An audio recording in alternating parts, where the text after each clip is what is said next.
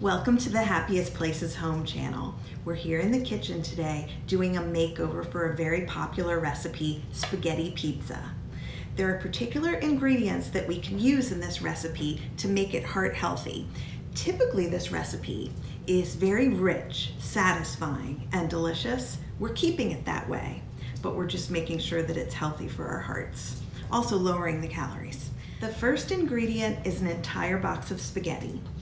Whole wheat would be the healthiest here, but I think for this, because the spaghetti is making the crust of the pizza, I want to stick to that original plan.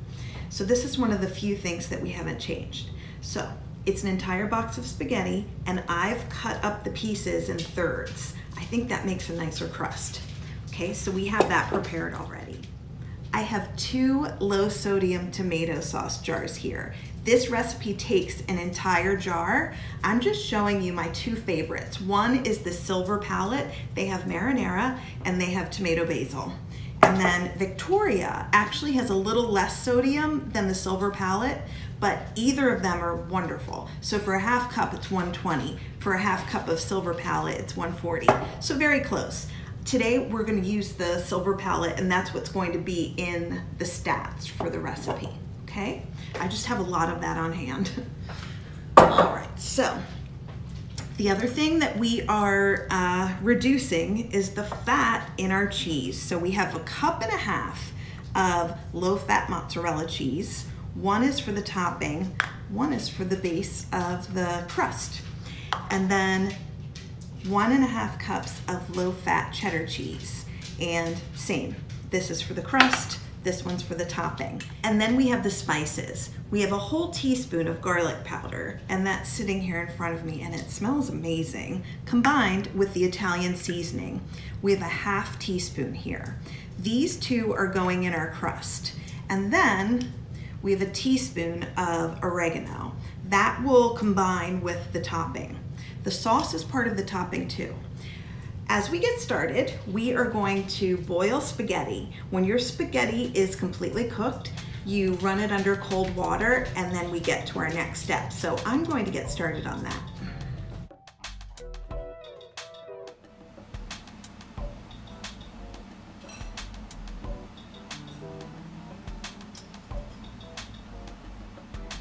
I'm going to set the timer for 12 minutes. I like well-cooked spaghetti. Just breaking up the pieces. We don't want this to form a crust before we're ready. Before the spaghetti's finished, I'm just saving some time by putting olive oil spray in our lasagna pan. It's time to give this cooked spaghetti a little rinse.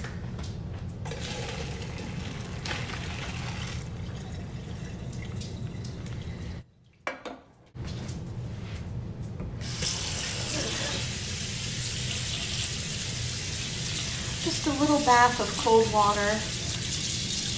We're meant to cool off this pan as well because we're mixing things in it, and we don't want the things to cook while they're in a hot pan.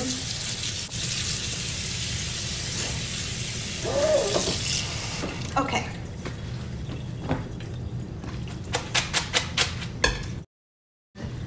This pan is hot. I just made this recipe recently.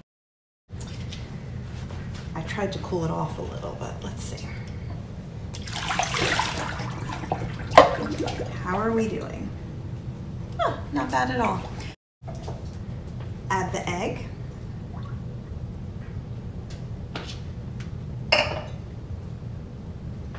Add the cheese.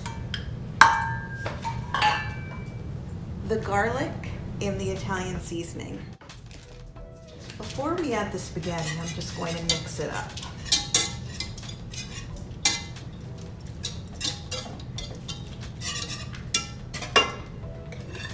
Let's see very well. Okay. Looks nicely mixed. Let's hit it with the pasta.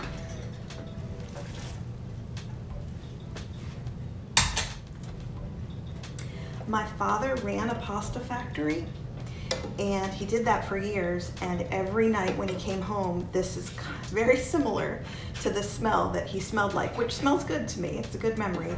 And he was such a good guy. He would throw his clothes right in the washer so that no one had to deal with that. It's so sweet. Okay, he also cooked a lot.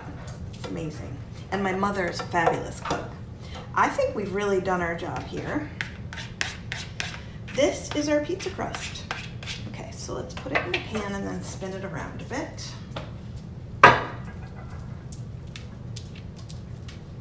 I'm going to use this to get the pieces out.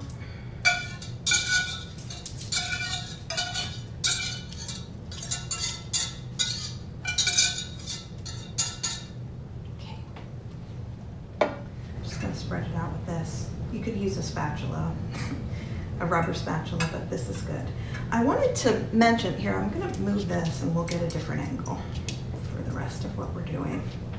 The edges of this crust can sometimes get a little bit harder if they're sticking up.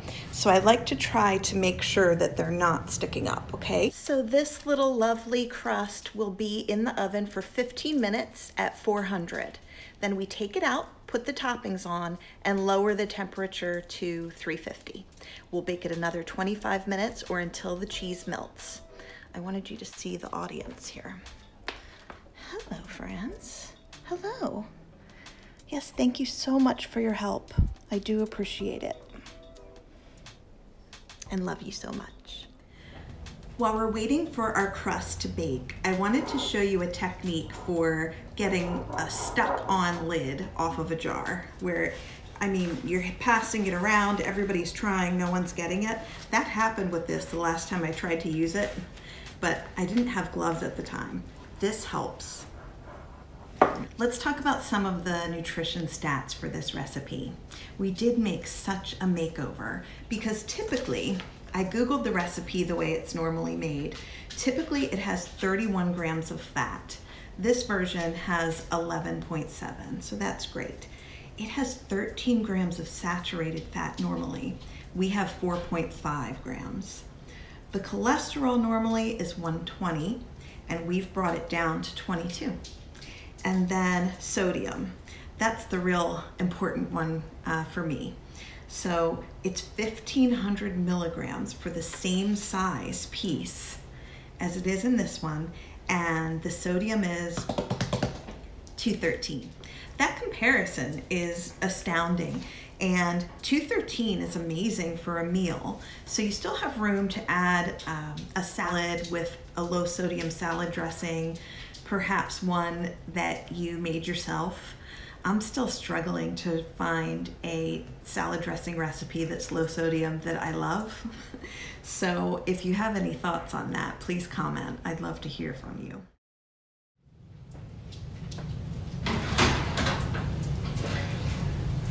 I'm taking the crust out of the oven and resetting the temperature to 350.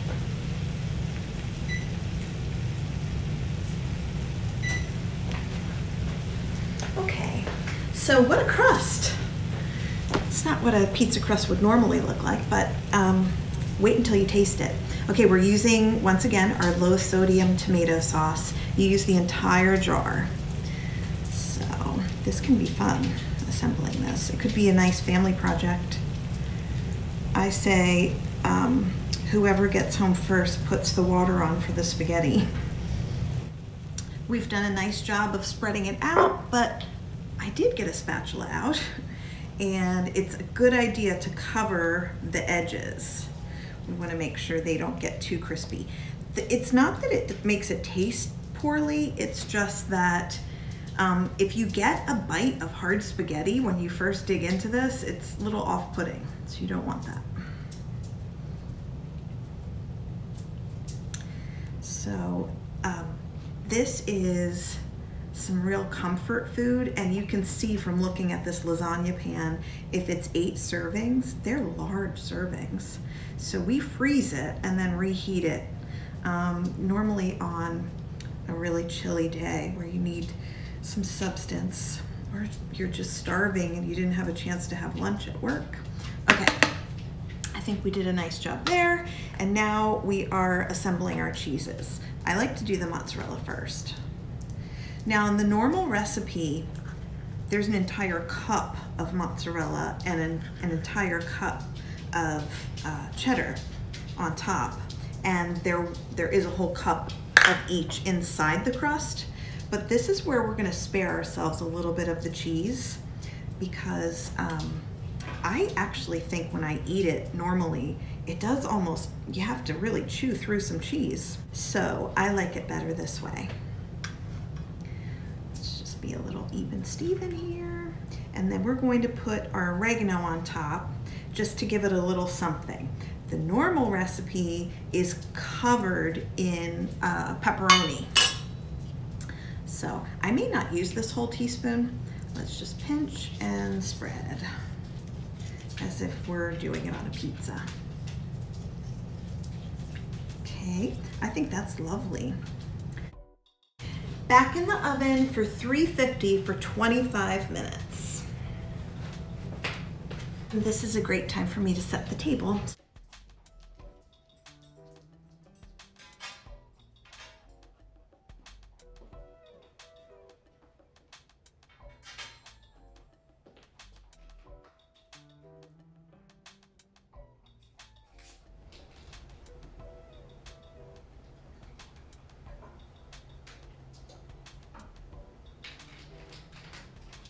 Someone thinks we should check this beautiful specimen in the oven.